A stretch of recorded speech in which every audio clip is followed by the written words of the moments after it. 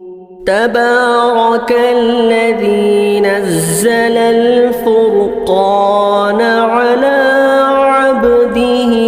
ليكون للعالمين نذيرا۔ بھائی اسی طرح ایک بھائی نے ہمارے پڑوس ملک یعنی بنگلہ دیش سے کسی نے سوال یہ کیا کہ مفتی صاحب امانت کے طور پر دفن کی گئی میت کے نہ گلنے سڑنے کی شرعی حیثیت کیا ہے؟ دیکھیں بھائی، یہ امانت کے طور پر دفن کرنے کے سلسلے میں جو آپ نے مجھے سوال کیا ہے، یہ اکثر و بیشتر ہمارے بھارت کے اندر بھی یہ چیزیں ہو رہی ہیں، اور اسی طرح پڑوس ملک جیسا کہ پاکستان کے اندر بھی یہ چیزیں ہو رہی ہیں، اور آج کل تو جاتے رہتے بنگلہ دیش کے اندر بھی یہ چیزیں ہو رہی ہیں۔ اس کا طریقہ کار اس طرح ہوتا ہے کہ اگر کوئی آدمی کئی دوسرے ملک کا ہو یا کسی دوسرے علاقے کا ہو، وہ کہیں انتقال ہو جائے، تو انتقال ہو جانے کے بعد اس کی ترتیب یہ ہوتی ہے کہ ایک تابوت بنا دیا جاتا ہے، ایک لکڑی کا ڈبہ بنایا جاتا ہے، اس کو اس میں رکھ دیا جاتا ہے۔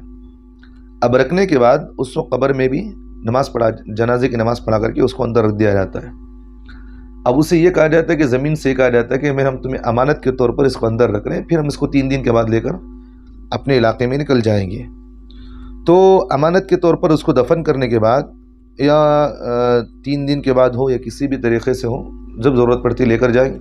پھر اپنے علاقے میں اس کو دفن کر دیا جاتا ہے۔ یہ امانتاً طور پر یہ جو دفن کرنے کا جو سلسلہ، جو نئی بدعت ہمارے مسلمانوں کے اندر شروع ہوئی ہے، شریعت میں اس کی اجازت نہیں ہے۔ دیکھیں، ایک مرتبہ دفن کرنے کے بعد شریعت نے حکم یہ دیا ہے کہ اگر شدید مجبوری ہو،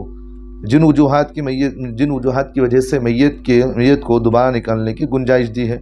تو ان میں یہ امانتاً دفن کی گئی چیز کو باہر نکال سکتے ہیں۔ شدید مجبوری کا مطلب یہ ہے کہ بعض مرتبہ آدمی کو دفن کر دیا گیا، اب پولیس کا رپورٹ آئی کہ بھی اس کو پوسٹ مارٹم کیا جائے گا، یا نہیں تو اس کو ریسرچ کے لیے نکالنا پڑتا ہے، تو پھر وہاں مجبوری ہوتی ہے۔ بعض مرتبہ ایسے ہوتا ہے کہ روڈ بنا دیا جائے، پھر وہاں سے میت کو نکال کر دفن کرنا پڑتا ہے۔ کسی کی زمین میں دفن کر دیا گیا، پھر وہاں سے نکال کر اس کو دوسرے کا دفن کرنا پڑتا ہے۔ تو شدید مجبوری جہاں شریعت نے اس کو اجازت دے رکھی ہے کہ بھی میت کو اس طرف سے اس طرف کو تدفین کرنے کی اجازت دے، تو پھر وہاں آپ اس کو نکال کر کے دفن کر سکتے ہیں۔ شدید مجبوری کے علاوہ اگر آپ اس کو امانتاً کے طور پر بھی اگر اس کو زمین میں دفن کر دیا گیا ہے، تو پھر اس کو نکالنے کی اجازت نہیں ہے، گناہ کبیرہ ہے،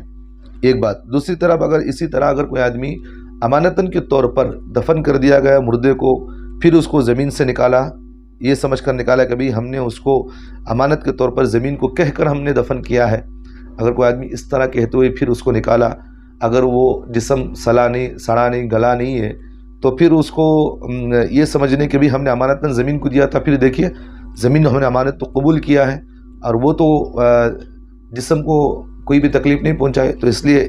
زمین نے اس کا امانتاً رکھا تھا، پھر وہاں سے لے جا رہے ہیں۔ تو یہ چیز بھی شریعت مطہرہ کے اندر کہیں سے بھی یہ چیز ثابت نہیں ہے،